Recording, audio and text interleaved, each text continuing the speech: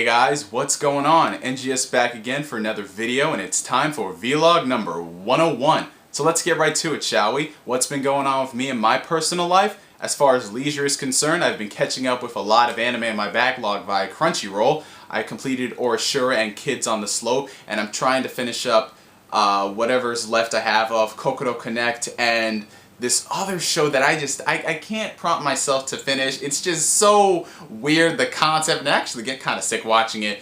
It's called Mysterious Girlfriend X, I believe, and ooh, let's just say it's kind of creepy. But as far as Orishura and Kids on the Slope, fantastic anime. Well, in terms of Kids on the Slope, I'll be doing a review of that shortly. Orishura, on the other hand, it's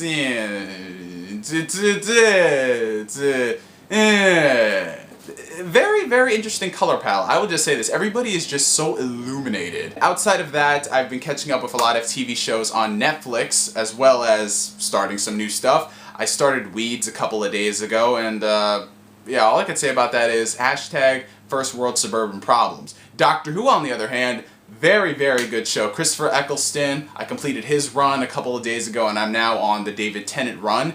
And I gotta say, it's a pretty enjoyable romp. There's not much else I could say. I was expecting a bit more sci-fi, but, you know, maybe it's just I'm a bit too early in there. It just seems a bit too, I'm not gonna say campy, because it's not. I mean, there is some to it, but it's just, it needs more sci-fi for me. I don't know. I've just been watching a lot of Stargate. Now that we've gotten that out of the way, let's move on to all the new pieces of information. And boy golly, we got a lot to talk about. So first on the agenda for all the anime fans out there, you guys remember a while back, a couple years ago, I did a video discussing my thoughts on the live-action American adaptation of the Death Note manga. There were a couple studios who were interested in producing their own take on the suspense series Death Note, and you know, some time passed from there, things sort of fell out, and it was going into development hell, which for a lot of anime fans out there, they were just like, phew! Because really, when it comes to live-action Japanese properties over here in the States, 9 times out of 10, do they really translate well? Really? And you could say the same vice versa. A lot of American-made properties don't really translate well over there in Japan, something a lot of people don't seem to get. It's like they think that Japan can't fuck up our stuff, yet y'all bitches ever see Powerpuff Girls Z? Yeah, I rest my fucking case. I rest my case. But Shane Black, the director of Iron Man 3, he's been attached to the project for quite some time, and it's been pretty hush-hush on it, but recently he confirmed to Bleeding Cool that he has started up work on Death Note again. It's over at Warner Brothers, so he's been in talks with them. Now, there wasn't really much for him to comment on. All he said was, it's over at Warner Brothers and we're discussing it. It's really tense and really cool, so interpret that as you will.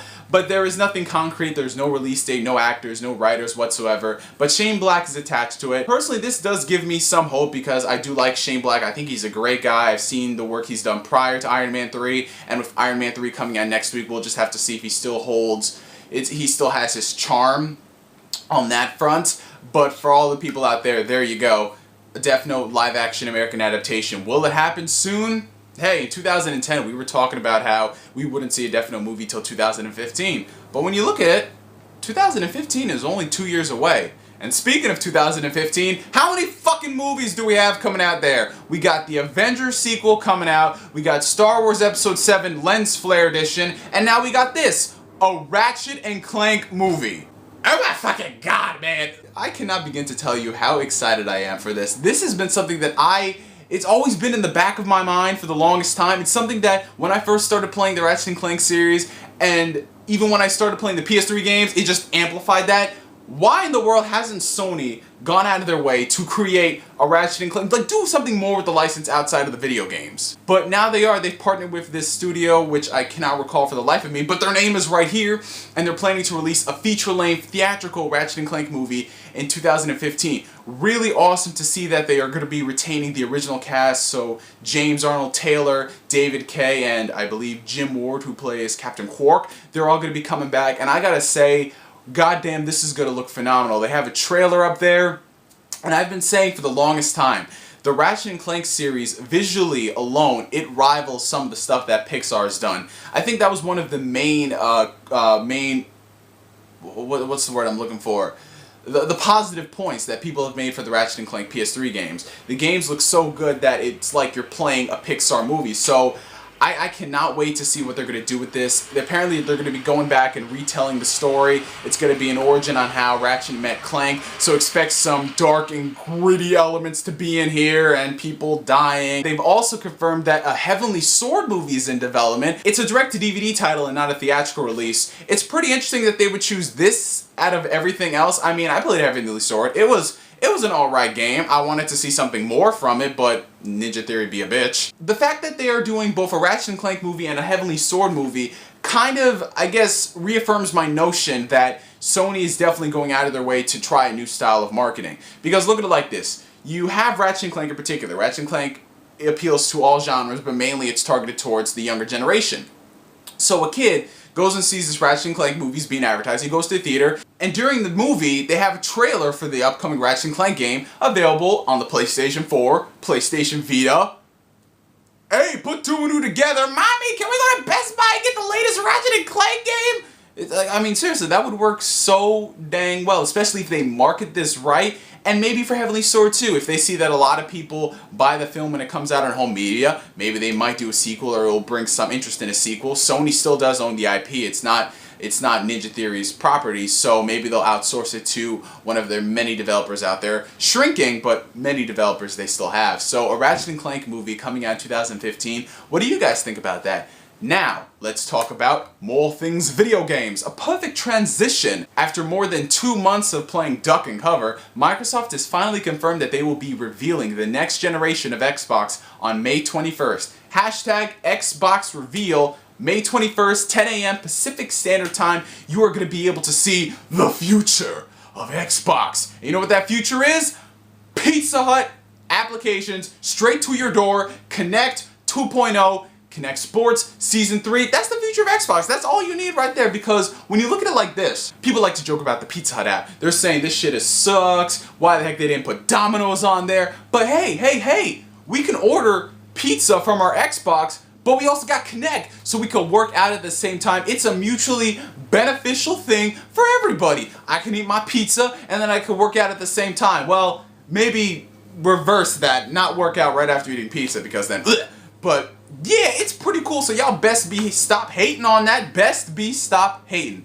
That makes sense. This was something that I think a lot of people anticipated for a while, especially a couple weeks ago when they said there'd be something in May dealing with the Xbox 360. But they're timing this pretty close to the release of E3, so it's still going to be fresh in everybody's minds by the time Microsoft holds their press conference in, I believe, June of this year. Wow, when you think about it, E3 is so close. Jesus Christ. That is definitely an interesting move on their part. I wonder what they're going to be doing as far as trying to bring people over. I think they are going to do the long-rumored subscription model, and I think the subscription model where you pay $300 but you're locked in for a 2-year contract, or you can buy an unlocked console for $450, $500, what have you. I think that'd be an interesting move on Microsoft's part, and personally I don't think that's a real problem, because if they're giving you the option to have a different SKU, but it's cheaper, you have to sign a contract for, why is it really an issue? As long as you have the unlocked model, if people want to pay less money up front and then pay more in the long run, locked in for 2 years of Xbox Live, I don't really see that as an issue. So the next Xbox is definitely something to look out for. All of the rumors that people have been making about always online, we're really going to see what is going to happen there. Because remember, Microsoft didn't deny that always online would be a thing. But on the other hand, maybe it's all just a gaffe and we're not even going to see an always online system. Maybe specific features, but not a complete system. But that would suck though if the system was always online. Is it going to be always online? I doubt it. But if it is, well, I ain't buying it. Now we've gotten that out of the way, let's move on to trailers of interest. First on the agenda, we have the trailer for Thor: The Dark World. And I gotta say, holy fucking shit, they're doing it right this time. They are doing it right. Maybe Kenneth Branagh was the one thing that they didn't need for this thing to be good. Looking at this trailer, I can definitely say for a fact, out of the 6 Thor comics that I read, this is definitely a lot more true to the scope, the essence, the world of Thor. One of my main complaints about the first Thor movie was just, it felt so dull. It felt really dull. Don't get me wrong, it was an enjoyable movie nonetheless, but in terms of storytelling and character portrayal, it felt so generic and stereotypical. It's the typical fish out of water. He meets this girl. He gets into a relationship with her. You got the evil brother here who's evil, evil, evil. But then out of nowhere, he's not evil at all. That was one of the things I did not understand. You're watching Thor and it's like, okay, this is kind of good. Loki is clearly nefarious. I mean, you just look at his freaking hair. Come on now. And at the end of the movie, he just does a complete 180 and he's like, I did this all for you, Father. Love me like you do, Thor. And I'm like, you are not serious right now.